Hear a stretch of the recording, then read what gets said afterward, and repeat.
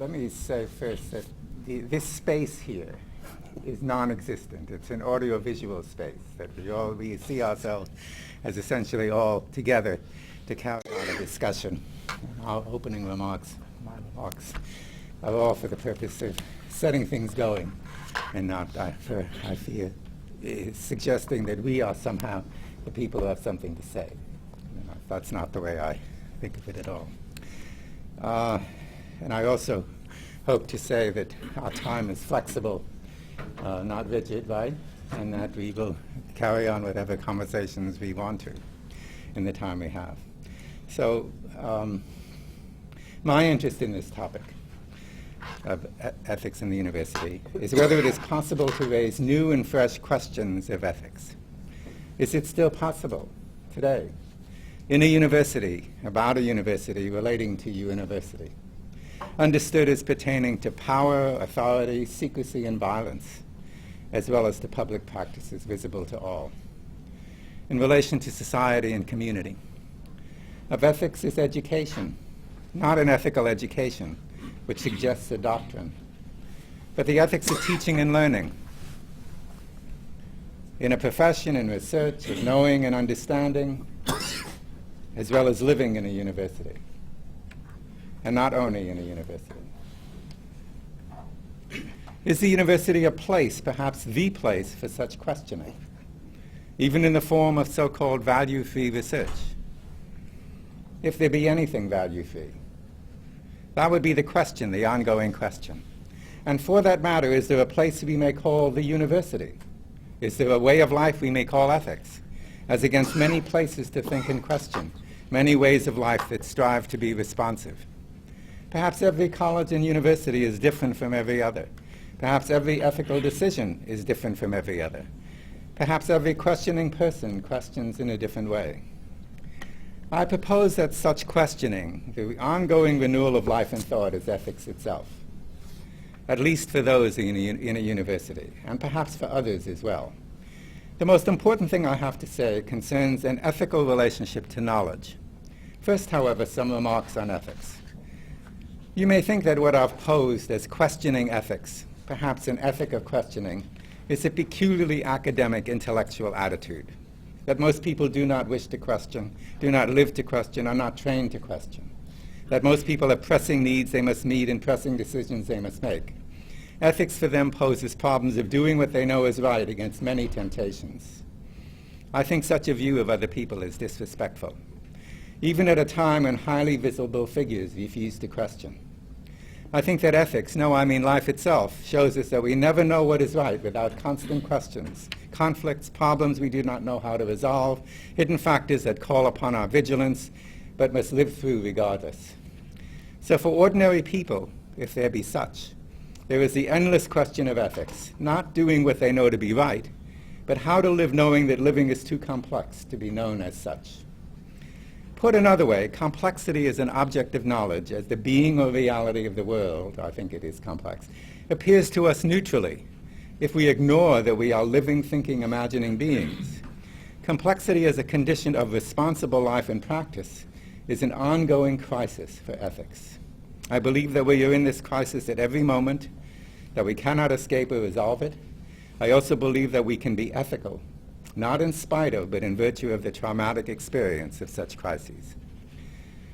Universities are composed of human beings in many relations and social groups, if not a single community. In this way, in relation to themselves, universities are ethical, as they are ethical in relation to other communities. The smaller ones they enfold, the local communities that surround them, the larger societies to which they belong.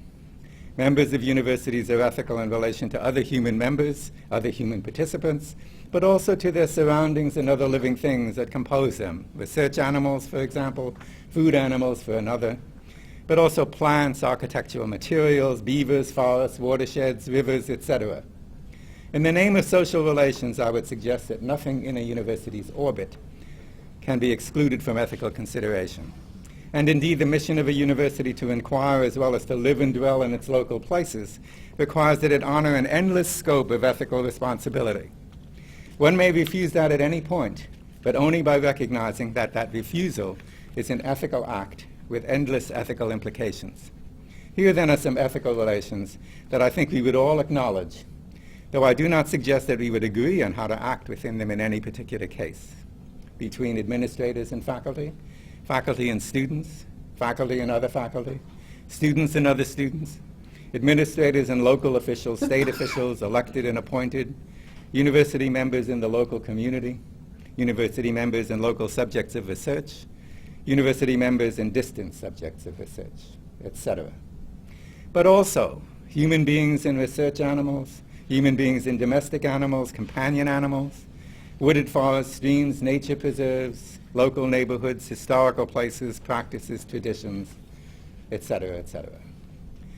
I think we can agree that social relations, other human beings, other living things, present us with ethical questions. I mean to emphasize the questions. That is what I take to be the business of a university, to question. If the questions are ethical, if no matter how knowledge and research-oriented they are, they concern questions of how to live, then it is likely that we will not all agree. So that among the questions are ongoing questions of how to live together in the midst of imperative disagreements. I think it is better to be provocative with questions, no matter how unpopular, than to take any beliefs for granted. I believe it is especially important to question whatever appears to be settled. My interest, if I can put it this way again, is whether there is something new and fresh to say, whether there are new and fresh questions of ethics. I return from the social to the natural along two trajectories. One is along the line that moves from other people, frequently forgotten, who are excluded or ignored or suppressed in relation to the university, understood either as an elite social institution or as a domain of force, where knowledge brings power and authority. Some people, some classes of people, are largely excluded from full participation in a university. They are not expected or encouraged to go to college. They cannot afford to do so.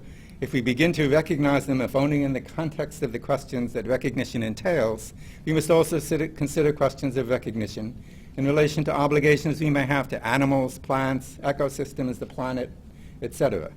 Ethics and politics here inhabit a public world in which it seems everything is visibly present, yet in relation to which groups of people and other living creatures are frequently invisible. One of the ethical obligations for participants in a university is to make visible what has socially and customarily been constituted as invisible, and in that way placed outside the reach of ethics, if anything can be so placed. As an example, global warming and globalization do not present us with value-free imperatives, but cannot even be framed except in ethical as well as political terms. This first trajectory, then, traces the historical movement of ethics and politics from local kin and tribal groups to larger national affiliations, then to supranational and universal human conditions, beyond to responsibilities to respect and care for human beings in general, living things in general, our planet and solar system in general, etc.